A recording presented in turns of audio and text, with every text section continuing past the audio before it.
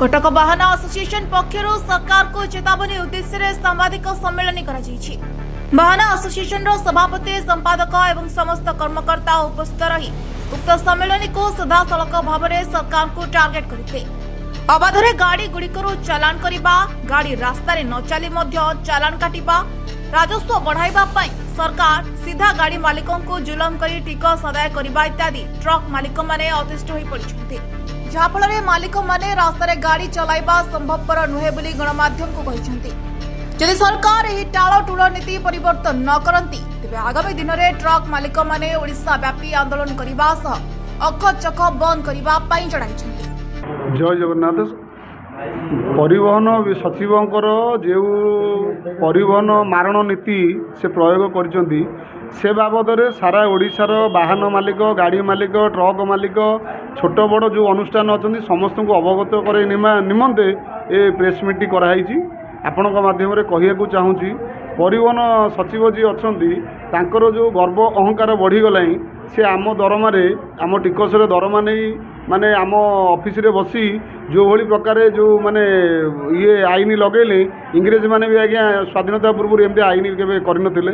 द्वितीय कथा हूँ ये बाबद आम जन माने जी गाड़ी मालिक अच्छा समस्त सचेतन करूँ आपण मानक सचेतन करूँ आमर किसी मालिक वकिल मध्यम पीआईएल फाइल द्वितीय कथा हूँ एथर आम विरुद्ध में यही शनिवार दिन जलुका पहाड़ स्थित शनिदेव मंदिर में दीपदान करूँ ठाकुर को मागू एति आपण होउछन्ती आमर इष्ट आपण होउछन्ती आमर आराध्य आम मालिक मानक जो कषण दौरान परिवहन सचिव जो मिछा माने दंड दौरान जो जोरीमाना अर्थ राशि दौरान आपण तुरंत आंकपई कौन धर्मदंड अच्छी कौन अच्छी आपणकर माने देवीदंड ब्रह्मदंड आंकु दियंतु सारा ओडिशार गाड़ी मालिक देखिए सचिव टीसींकर जो दौरात्म बढ़ी मालिकों प्रति असंतुष्ट मालिक मैंने अच्छा शनि मंदिर दीपदान करूँ भोग करूँ शनिदेव पारे अधेया पड़ू जमी तुरंत आंकु सद्बुद्धि दियो ना एमती दंड दियो जमी चाकरी छाड़ी सबुदिन ओडिशा विदाय कर जातु यहाँ गोटे कलंकित अध्याय कलंकित वर्ष आम गाड़ी मालिकों ये आपण मानक डाकिक सचेतन करूँ समस्त को कहूँ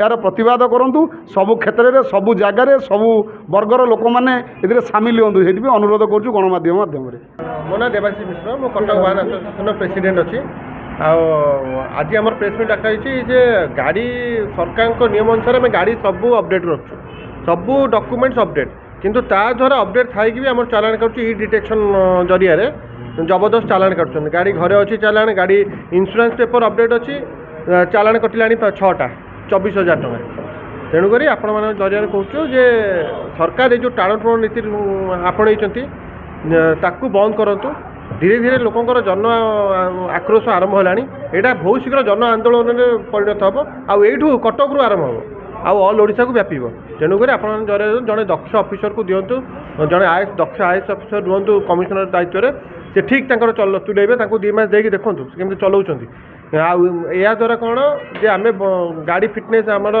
चालान रही आम गाड़ी फिटनेस करूँ गुड़ाई गाड़ी आम मालिक संगे प्राय 1000 गाड़ी थुआई बिना फिटनेस जेहेतु चालान पेंडिंग अच्छी छाड़ करा चालान टाक छाड़ करा फिटनेस कर गाड़ी चलने को सुजोग दि जाऊ गाड़ी थुआ हवा द्वारा से ईएमआई भरी पारना ड्राइवर मैंने पेमेंट न पाई गाड़ी छाड़ी गले गोटे टिके भूल पाई सरकार 2-3टा परिवार छारकार हो तेणुक आपण जरिए आम सरकार को निवेदन करुँ जे परिवहन विभाग को सुचारू रूपे चलाते नहीं तो बहुत बड़ा आगू आंदोलन हम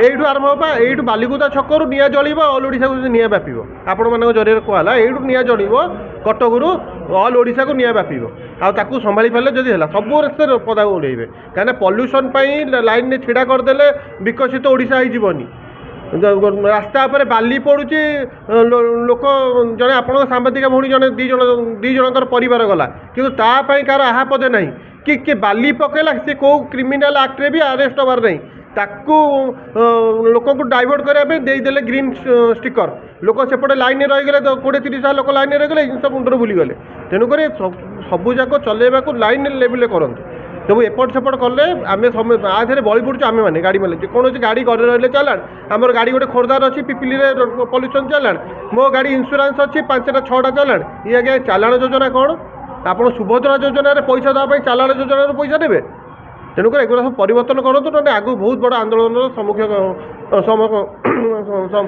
ସାମ୍ନା କରିବେ ପରିବହନ ବିଭାଗ। ଜୟ ଜଗନ୍ନାଥ। ମୋ ନାଁ ହେଉଛି ତୃପ୍ତିରଞ୍ଜନ ନାୟକ। ମୁଁ କଟକ ବାହନ ଆସୋସିଏସନର ସେକ୍ରେଟାରୀ। ମୁଁ କହିବା କଥା, ଆଜି ଯେଉଁ ସରକାର ଯେଉଁ ଦୋମୁହାଁ ନୀତି ଯେଉଁଟା ଚଲେଇଛି ଗାଡ଼ି ଭାଇମାନଙ୍କ ପ୍ରତି, ଯେ ମୋ କହିବା କଥା BS6 ଗାଡ଼ି ଯେତେବେଳେ 2023 ମସିହାରେ ଗାଡ଼ି ବାହାରିଲା BS6, ସେତେବେଳେ ସେ BS6ର ମାନେ ନୋ ପଲ୍ୟୁସନ୍, ମାନେ ତା ଦେହରେ ପଲ୍ୟୁସନ୍ ମୁକ୍ତ ଗାଡ଼ି ସେଇଟା ଏଇ ସରକାର ହିଁ ବାହାର କରିଛି। ଯେ ପଲ୍ୟୁସନ୍ ଆମର ଅଧିକା ଯେତେବେଳେ ହେଇଗଲା, ସେତେବେଳେ ଆମର ପଲ୍ୟୁସନ୍ ମୁକ୍ତ ଗାଡ଼ି ବାହାର କଲା। ଆମର BS4 ଗାଡ଼ି ଯେତେବେଳେ ଥିଲା ପୂର୍ବ ସରକାର, ଆମେ ଏଇ BS4 କି BS6 ଯେତେବେଳେ ପୂର୍ବ ସରକାର ଯେତେବେଳେ BS6ରେ ବି ଥିଲେ ପୂର୍ବ ସରକାର, ସେତେବେଳେ ଆମେ ଗାଡ଼ି ଭାଇମାନେ କେତେବେଳେ ହଇରାଣ ହରକତ ହେଉନଥିଲୁ।